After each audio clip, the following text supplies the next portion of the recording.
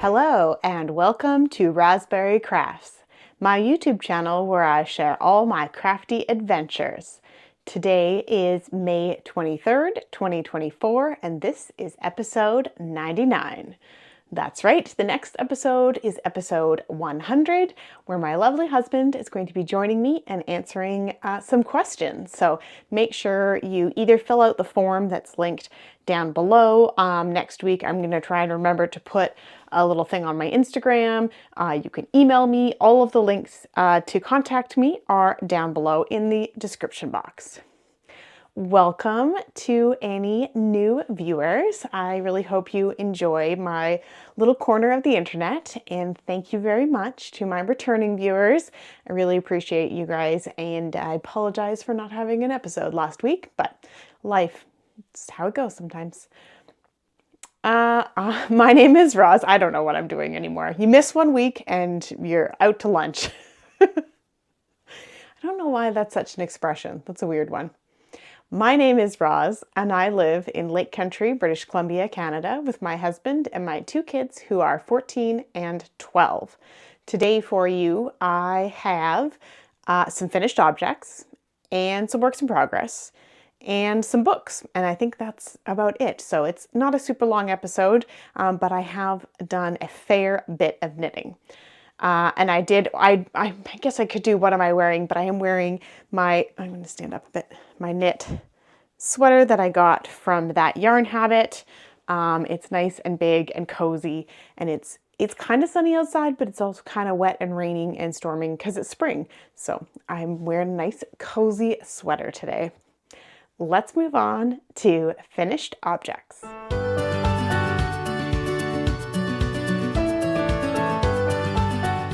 First up, he's so cute.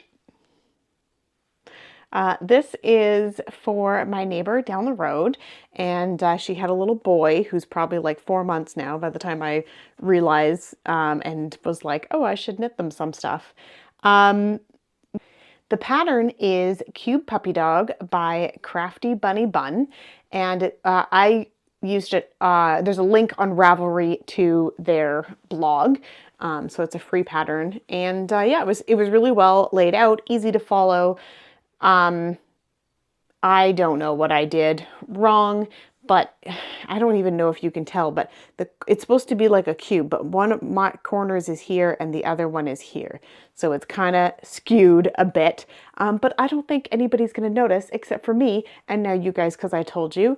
But yeah, it was really easy. You do crochet it in parts. This is crochet, not knit. And it does say to use like safety eyes and safety nose, but for a little baby, I just think it's cuter like this. It's kind of like it's sleeping, and then you don't eat, like it's just embroidery thread that I did that with, so you don't even really, like, there's no way for them to grab at it and pull at it and, you know, accidentally choke on something. Anyway, so it was not the easiest to crochet. I definitely could have gone up a hook size, I think, and still not had stuff come through, but you can see, yeah, you can see that a little bit on the bottom there. The decrease section was definitely harder to like keep my tension because it was pretty rapid decreases. So I don't know if I'd make this again, but it is super cute and I am excited to give it to my neighbor. The yarn that I used is a Knit Picks Mighty Stitch Super Bulky in the bark colorway. I think they mean like tree bark, but you know, bark for a dog. I think it's kind of cute. Let's move on to my next finished object. When I was putting together my notes this week, which are over here, which is why I keep looking there, I had to add quite a few projects because I've cast on and finished a few things. So that puppy dog I cast on and finished in the last 2 weeks. It actually took me only like a few days, and I finished a hat. This is the Violet Waffles pattern by Heldora J. Again, I used the Ravelry pattern. And this yarn is Knit Picks Mighty Stitch, not the bulky, this is just the worsted weight, in Fairy Tale. And it's showing a bit red on the screen, but it is definitely like a maroony pink. The pattern is meant for DK weight yarn. So I didn't cast on the full amount of stitches. I followed somebody else's notes and just cast on 96 stitches. But other than that, I just followed the pattern and it worked out great. It's definitely long enough if you wanted to kind of fold it down, and it is acrylic, so it's not going to grow any. This is the size that it's going to be. And it is going to be a gift for one of the teachers at my kid's school. I'm not sure which one yet, but that will be a year-end gift. And you'll see in Works in Progress what is going to go along with that. I think that was everything about my finished objects. So let's move on to Works in Progress.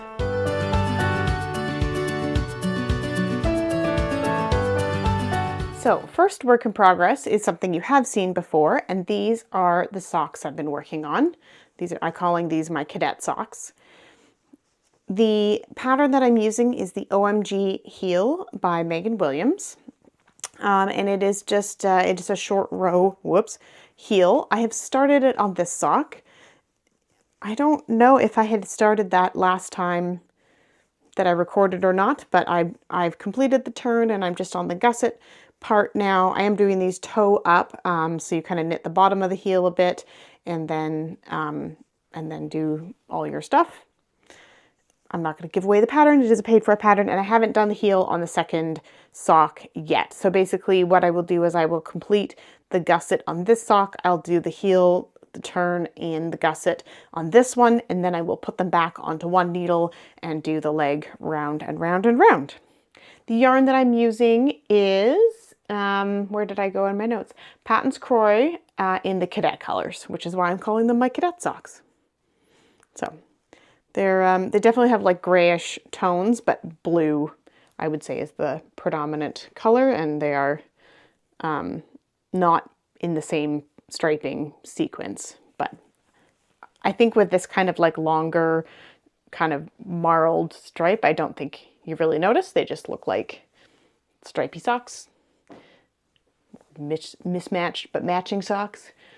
I don't know. Doesn't seem to bother me. Although, so when I have like self-striping, like specific striped socks, I really like them to be the same. Although if there can't be the same, then they have to be like clearly off, not just like a couple rows off, but like, you know, opposites or anything like that. So I have a pair of socks that are also Patons Croix, and I started on like 2 stripes different than what I had started with. So when you look at them, they really don't match. You're not like, ooh, do they kind of match, not match? So they either have to completely not match or perfectly match. That's my thing about socks. Next up, sorry, I gotta reach down on the floor here. Next up, I have a completely new project that I cast on since last time I podcast, and it's another hat, and it is the Musselburgh pattern by Ysolda Teague. I have knit quite a few of these. I've lost track, but I love this pattern for the simplicity of it and also the versatility of it. This is my hat. So I started here and I worked until, trying to not give away too much, here. And then I went camping for the weekend and I knit all the way to this silver marker here in one weekend. Well, it was a long weekend, but still I knit all of that. I'm so pleased with it. This will be a two-tone hat. I haven't done one that's exactly two-toned like this before. I've kind of just like used up the yarn and then added another one in. But I specifically measured one of my other hats and counted how many rows it's got to be and switched to the new color right at the middle there. This hat is for the principal at my kid's school, and she's leaving to go to a different school at the end of this school year. And these are the school colors. So I figure she can either wear it with gray with a little bit of teal or just the gray and a bit slouchy, or she can wear it with the teal with just a little bit of gray like that. And I'm going to have quite a bit of yarn left over, so I think I'm going to make maybe a pair of mitts or fingerless mitts, something like that to go with it. So she's got a bit of a set, And oh yeah, I should talk about the yarn. The gray is Boss Lady Yarn Co. and she is no longer dyeing. And this is her Mechanic Wrench colorway. So it's a nice variegated gray. And it is a light fingering. It is a very light fabric, but I think it's going to be perfect for a hat, nice and light, not too heavy, and it will be double thick. And this is Knit Picks Stroll in the blue topaz colorway. So it is not variegated at all, and I'm not too worried about, you know, dye lots between the 3 balls that I have. So, whoops, stitch markers, getting caught and everything. Oh, you might be wondering why there are so many stitch markers on here. So what I did is I counted every 10 rounds, I put a stitch marker, and then when I split for the middle, it was 113 rows till I split to the new color. And so then I counted 3, and now I'm counting 10 all the way down. And then this orange marker here is where the decreases will start. So I have to knit to this 10, then 10 more, and then I'll start with the decreasing, so it will match perfectly with the other side. I think that's everything for that. I do put lots of notes in my, not lots, I put some notes in my Ravelry projects, which is Raspberry Crafts, if you're wondering or looking for it. I do link the project pages down below, and of course you can link to any of the patterns or yarn or anything that I use for these projects is all linked there. So if you're like, what were those notes again? Feel free to hop on over there and look up any of the information on them. The last project, oh boy, bending over again, is in my beautiful sister's bag, my new favorite. And it looks very similar, except not quite the same. So this is the same yarn as the hat that I finished last week. And this is the Knit Picks Mighty Stitch in Fairy Tale. But this, I cast on more stitches than the hat calls for. And I think I put notes in my Ravelry page. And then I'm going to make a cowl to go with the hat. So you'll have a nice set. So I just used the same stitch pattern. I made sure that I had a 4 stitch repeat. I think I did 120 stitches cast on. So I did the 2 inches of 2x2 rib and then went straight into the pattern. I think I'm going to do a couple more repeats and then do the same amount of ribbing on the other side and call it good.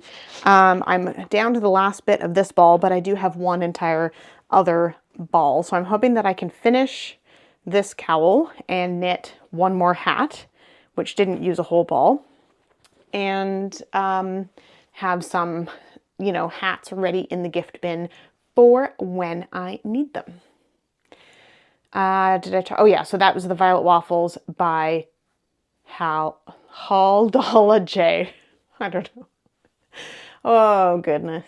It's like I'm out of practice. 1 week and I'm out of practice. How does this happen? Let's move on to the last segment of today, books.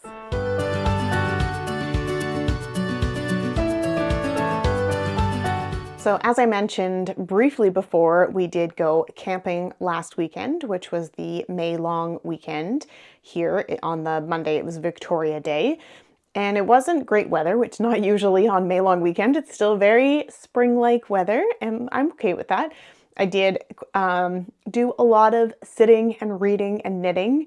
I don't know if I've showed my pillow before. I have a couple different pillow options to put my Kobo on. So I put it up and then I can knit while I'm reading, as long as it's something like the Musselburgh hat where I'm just going round and round, or the waffle cowl, depending on what I'm doing, depending on how intense the book is.